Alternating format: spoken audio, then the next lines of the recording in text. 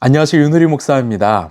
오늘도 정말 성령의 도우심, 인도하심으로 승리하는 저와 여러분 되길 간절히 소망합니다.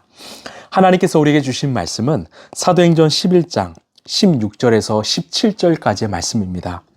그때 나는 요한은 물로 세례를 주었지만 너희는 성령으로 세례를 받을 것이다 하신 주님의 말씀이 생각났습니다. 그러므로 하나님께서는 우리가 주 예수 그리스도를 믿을 때 우리에게 주신 것과 같은 선물을 그들에게 주셨는데 내가 누구이기에 감히 하나님을 거역할 수 있겠습니까? 아멘. 우리가 아는 것처럼 사도 바울에게는 육체의 가시가 있었습니다. 이 성서학자들은 이 육체의 가시를 이 눈의 병인 안질이라고도 하고요. 또 누군가는 이 몸을 바르르 떠는 간질이라고도 합니다. 또한 이 바울을 괴롭히는 사람들, 이 무리들이라고 한 사람도 있습니다. 우리가 이 육체의 가시에 대해서는 정확하게 알 수 없지만 이 바울이 가시라고 표현한 것은 이처럼 지속적으로 그를 괴롭혔다라는 것입니다. 여러분, 가시는요, 눈에 잘 보이지 않습니다. 그런데 굉장히 따갑습니다. 굉장히 불편하고 힘들게 합니다.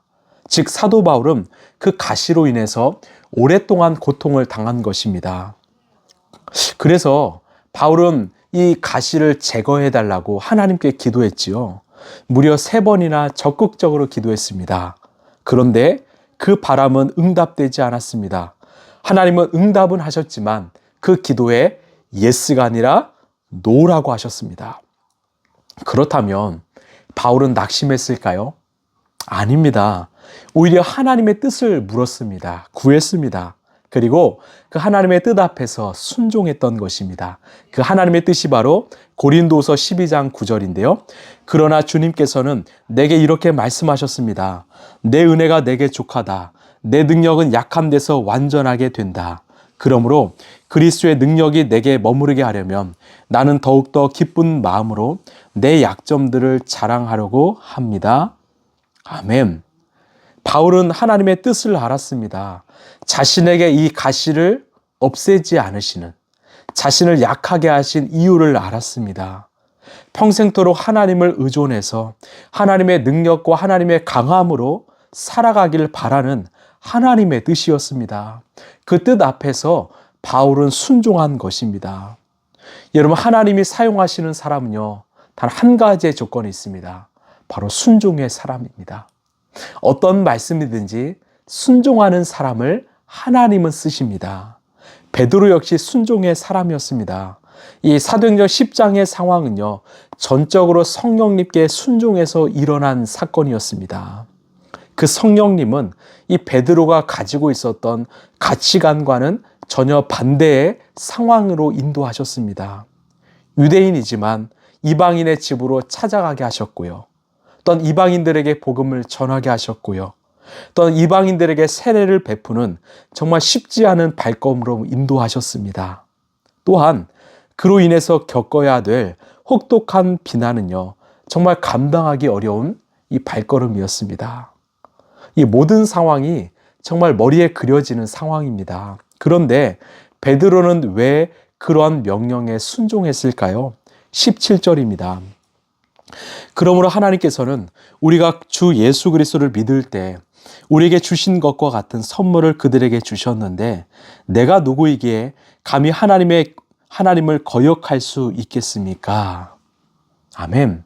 우리가 주목해야 될 말은요, 내가 누구이기에 감히 하나님을 거역할 수 있겠습니까? 이 말입니다. 이것이 바로 베드로의 신앙의 핵심이었습니다. 여러분, 베드로에게 하나님은 누구십니까?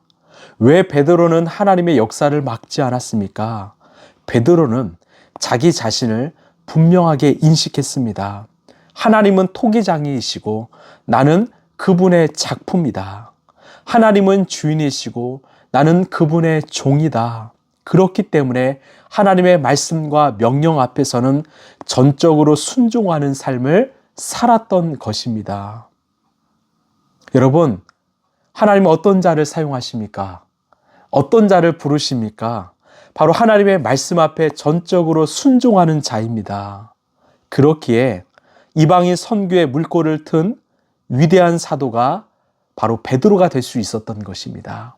하나님은 오늘 또 순종하는 자를 찾으십니다. 하나님의 말씀 앞에서 계산하지 않고 순종할 수 있는 당신의 백성들을 찾으십니다. 그리고 그 사람을 통해서 이렇게 악하고 음란한 세대를 뚫어나가시는 것입니다. 이 헬무트 틸리케라는 이 신학자가 이런 말을 했습니다. 나는 인간의 우상이 되기보다는 예수님의 눈이 주시하는 한 마리의 벌레가 되고 싶다. 무슨 말일까요? 인간은요, 조금만 알려줘도 자기 교만에 빠져서 하나님을 외면하기 쉬운 연약한 존재입니다. 또한 내게 능력이 조금이라도 있으면 스스로 하나님 자리를 침탈하려는 연약한 존재입니다. 그러나 벌레는요, 이 자기 교만에 빠지지 않습니다. 하나님에 의해 창조된 이 피조물임을 날마다 인식하기 때문입니다. 여러분, 우리도 정말 예수님의 눈이 주시하는 한 마리의 벌레가 되고 싶다. 예수님이 바라보고 또 예수님만을 바라보는 그런 벌레로 여러분 살지 않으시겠습니까? 여러분, 우리는 누구일까요? 바로 하나님의 작품입니다. 하나님의 피조물입니다. 하나님이 만드신 토기입니다. 그렇게 하나님의 질서와 하나님의 법과 하나님의 명령에 순종해야 합니다.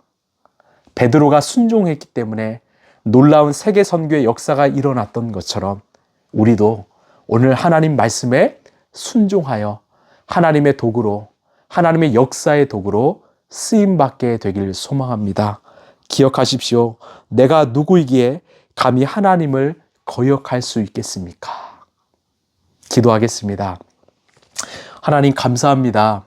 내가 누구이기에 감히 하나님을 거역할 수 있겠습니까?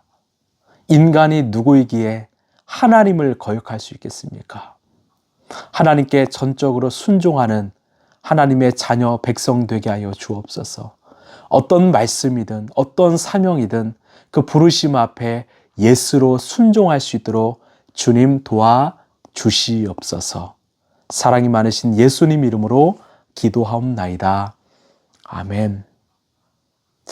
여러분, 아침에 기도로 시작하시면 그 성령님께서 우리의 삶 가운데 어떤 음성을 통해 상황을 통해서 계속 말씀하십니다. 여러분, 거기에 예스하십시오. 순종하십시오. 그러면 주님께서 우리의 삶을 놀랍게 인도하시고 역사하시리라 믿습니다. 오늘 또 기도의 사람, 성령의 사람으로 살아가길 소망합니다. 감사합니다.